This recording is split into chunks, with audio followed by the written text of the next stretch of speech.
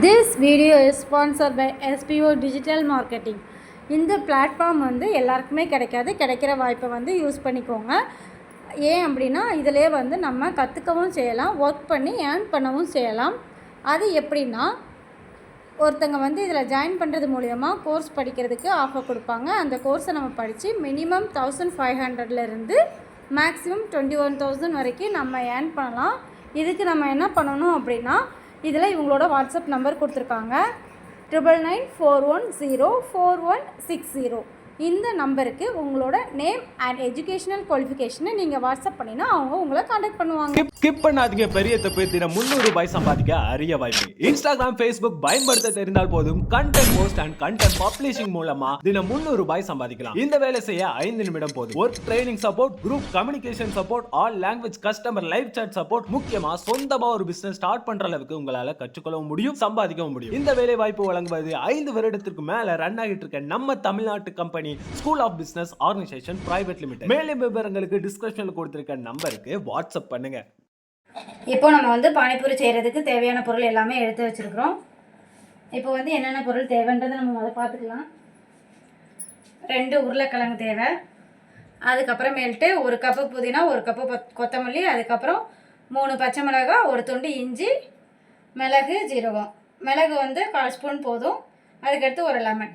இது எதுக்கு அப்படின்னா, நம்ம இன்றைக்கி சாட் மசாலா எதுவுமே ஆட் பண்ண போகிறதில்ல, அதனால் 1 லெமன் எடுத்துருக்கோம். நெக்ஸ்ட்டு வந்து அந்த ஸ்பைசஸ்க்காக மிளகு, ஜீரகம் எல்லாமே எடுத்து வச்சுருக்கோம். ஃபஸ்ட்டு இந்த பொட்டேட்டோ வந்து நம்ம பாயில் பண்ணிக்கலாம். நெக்ஸ்ட்டு ஒரு 2 உருளைக்கிழங்கு எடுத்து அவையை போட்டுக்கோங்க. நல்லா வேகட்டும். வெந்ததுக்கப்புறம் நம்ம தொளி ஊற்றி எடுத்துக்கலாம். ஃபஸ்ட்டு இது வேகட்டும். நெக்ஸ்ட்டு நம்ம அந்த மசாலாலாம் ரெடி பண்ண ஆரம்பிக்கலாம். பொட்டேட்டோ வந்து பாயில் ஆகிட்டு இருக்கட்டும். அது வேகிறதுக்குள்ளே வந்து நம்ம வந்து இந்த மசாலாவெல்லாம் அரைச்சி எடுத்துக்கலாம். ஃபஸ்ட்டு வந்து உள்ளக்க எப்போவுமே வந்து கொஞ்சம் ஹார்டான ஐட்டம் போட்டுக்கோங்க, ஏன்னா அது அரைஞ்சி வந்துடும். அதனால் ஃபஸ்ட்டு வந்து 3 பச்சை மிளகாய், இஞ்சி இதை போட்டுக்கிறேன். நெக்ஸ்ட்டு வந்து மிளகு, ஜீரகம் போட்டுக்கோங்க. அதுக்கப்புறமேல்ட்டு நம்ம வந்து 1 கப் நிறைய கொத்தமல்லி எடுத்து வச்சுருக்கோமா, அதை அப்படியே எடுத்து நம்ம சேர்த்துக்கலாம். இதில் பார்க்கும் போது உங்களுக்கு அதிகமாக தெரியும், அரைச்சி வந்ததுக்கப்புறம் ரொம்ப கம்மியாயிரும். ஏன்னா இலைகள் வந்து எப்போவுமே அடர்த்தி அதிகமாக இருக்கிறதுனால உங்களுக்கு அப்படி தான் தெரியும். நெக்ஸ்ட்டு புதினா, அதுவுமே 1 கப் அப்படியே சேர்த்துக்குவோம். இதை அரைச்சி எடுத்துகிட்டு வருவோம். அதுக்கடுத்து எப்படி ஃபில்டர் பண்ணுறதுன்னு காட்டுறேன். 1/2 கப் அளவுக்கு வந்து தண்ணி ஊற்றி அரைச்சி எடுத்து வச்சுருக்கேன். இனிமேல் இதை வந்து ஃபில்ட்ரு பண்ணிக்கலாம். அதே ஒரு ஃபில்டர் எடுத்து வச்சுக்கோங்க. இதில் அப்படியே போட்டு நம்ம ஃபில்ட்ரு பண்ணிக்கலாம். அதுவே தண்ணி எல்லாமே இறங்க ஆரம்பிச்சிடும். ஃபில்ட்ரு பண்ணிவிட்டு காட்டுறேன். இப்போ நல்லா ஃபில்ட்ரு பண்ணியாச்சு. நமக்கு இந்த அளவுக்கு சக்கை கிடச்சிருக்கு. இது தேவையில்லை. இதில் இவ்வளோ மட்டும் நம்ம எடுத்து வச்சுப்போம், நம்ம கிழங்கூட சேர்க்குறதுக்காக. அவ்வளோதான். இனிமேல் இதை வந்து கீழே போட்டுடலாம். நெக்ஸ்ட்டு இதில் வந்து நம்ம இன்னும் உப்பு சேர்க்கலை. நமக்கு டேஸ்ட்டுக்கு தேவையான அளவுக்கு நீங்கள் வந்து உப்பு சேர்த்துக்கலாம். 1 ஸ்பூன் வரைக்கும் நீங்கள் சேர்த்துக்கலாம். நான் இந்த அளவுக்கு உப்பு சேர்த்துக்கிறேன். உப்பு சேர்த்துட்டு தண்ணி ஊற்றிக்கோங்க. 2 to 3 கப் வரைக்கும் நீங்கள் தண்ணி ஊற்றிக்கலாம். நெக்ஸ்ட்டு லெமன் புழிஞ்சிக்கோங்க. நான் 1 லெமன் வந்து புளிய போகிறேன். உங்கள் புளிப்புக்கு ஏற்றாப்ப நீங்கள் வந்து புழிஞ்சி எடுத்துக்கோங்க. எங்கள் புளிப்புக்கு வந்து இது கரெக்டாக இருக்கும். நாங்கள் வந்து புழிஞ்சிக்கிறோம்.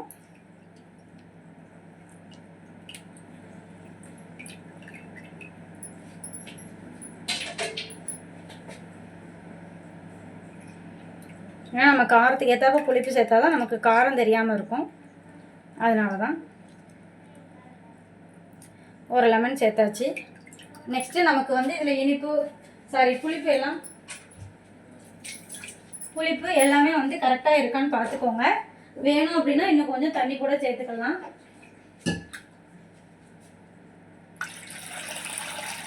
நான் தண்ணி சேர்த்துக்கிறேன். எனக்கு கரெக்டாக எப்படின்னா இதோட சேர்த்து நம்ம அரைக்கும் போது ஊற்றுனது இப்போ உள்ளது எல்லாமே சேர்த்து 3 கப் தண்ணி ஆகிருக்கு. இந்த அளவுக்கு கரைச்சி வச்சுக்கோங்க. இதுக்கு வந்து 3 கப்பு தண்ணி தேவைப்பட்டிருக்கு. அவ்வளோதான். இதுக்கடுத்து நம்ம வந்து பொட்டேட்டோ ரெடி பண்ண ஆரம்பிச்சிடலாம். பார்த்திங்க அப்படின்னா நம்ம வந்து பொட்டேட்டோ பாயில் பண்ணி எடுத்துருக்கோம். அது வெந்துருச்சான்னு எப்படி கண்டுபிடிக்கணும் அப்படின்னா, ஒரு ஃபோர்க்கு இல்லைனா கத்தி எடுத்துக்கோங்க. லைட்டாக அந்த மாதிரி ஊற்றி பார்த்திங்கன்னா இந்த போதும். இது இப்படின்னா வெந்துருச்சின்னு அர்த்தம். அவ்வளோதான். இதை இறக்கி வச்சிட வேண்டியதான். மேக்ஸிமம் 15 மினிட்ஸ் ஆகும், அதுக்கு மேலே ஆகாது, உருளைக்கிழங்கு சைஸை பொறுத்து. அடுத்து இதை உரித்து எடுத்துகிட்டு வந்துடலாம். வந்து ரெண்டுமே வந்து நல்லா துளியெல்லாம் எடுத்துகிட்டு நல்லா இது பண்ணி மேஷ் பண்ணி வச்சுருக்கோம். அது கூட நம்ம வந்து 1/2 ஸ்பூன் அளவுக்கு வத்தப்பொடி சேர்த்துக்கிறோம். ஏன்னா காரம் இருந்தால் தான் நல்லாயிருக்கும், காரம் இல்லைன்னா நல்லா இருக்காது. அதனால் 1/2 ஸ்பூன் வத்தப்பொடி சேர்த்துருக்கோம். நெக்ஸ்ட்டு வந்து நம்ம உப்பு கொஞ்சம் சேர்த்துக்குவோம். ஏன்னா நமக்கு வந்து உருளைக்கிழங்கு தேவையான அளவுக்கு உப்பு தேவை. அதனால் உருளைக்கிழங்கு தேவையான அளவுக்கு நம்ம உப்பு சேர்த்துக்குவோம். அதுக்கப்புறமேல்ட்டு இதில் கொஞ்சம் டேஸ்ட் கொடுக்குறதுக்காக ஆல்ரெடி நம்ம அதுலேருந்து கொஞ்சோളം எடுத்து வச்சுருந்தோம் பார்த்தீங்களா, அந்த சக்கை அதை சேர்த்துக்கோங்க. அப்படின்னா தான் உங்களுக்கு வந்து டேஸ்ட்டு சூப்பராக இருக்கும். இதை வந்து நீங்கள் ஒரு ஸ்பூன் வச்சு மிக்ஸ் பண்ணிக்கலாம், இல்லைனா கை வச்சு கூட கலந்துக்கலாம். இதில் வந்து பட்டாணி இருந்துச்சுன்னா பட்டாணி சேர்த்துக்கோங்க, இன்னுமே டேஸ்ட்டாக இருக்கும். நான் பட்டாணி சேர்க்கலை, இதுவே நல்லா டேஸ்ட்டாக இருக்கும். இதுமாதிரி செஞ்சு பாருங்கள். ஆனால் புதினா கொத்தமல்லி வந்து அளவு வந்து எப்பவுமே வச்சுக்கோங்க. 1 கப்பு புதினா எடுத்துக்கிட்டிங்க அப்படின்னா 1.5 கப்பாவது கொத்தமல்லி எடுத்துக்கணும். ஏன்னா நமக்கு வந்து இதில் பார்க்கும்போது அளவு வித்தியாசமாக தெரியும். நம்ம கை பிடிக்கும் போது அதில் டிஃப்ரென்ஸ் வரும். கொத்தமல்லியை விட புதினா வந்து கம்மி அளவாக தான் இருக்கும். அதனால் 1 கப்பு எடுத்துருக்கோன்றப்போ எப்படி அமுக்கி எடுத்துருக்கோமா இல்லையா அப்படின்றத நல்லா கவனிச்சுக்கோங்க. அவ்வளோதான். நமக்கு இப்போ உருளைக்கிழங்கு ரெடி ஆகிடுச்சு, தண்ணியே ரெடி ஆகிடுச்சு. இப்போ பானிபூரி பொரிச்சு எடுத்துக்கலாம். நல்லா எண்ணெயை வந்து சூடு பண்ணிக்கோங்க. எப்போவுமே வந்து பானிபூரி பொரிக்கும் போது எண்ணெய் நல்லா சூடாக இருக்கணும்.